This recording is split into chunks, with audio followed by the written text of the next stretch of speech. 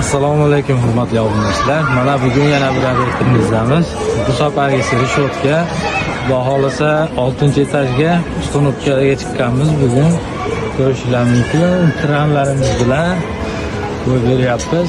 6-etaj balkonini mana kichkintoylar tushib ketmasligi uchun bu mana kichkina rishotkamiz bor. Murojaat uchun Sivashiy Ganjon jamoasiga murojaat qilamiz.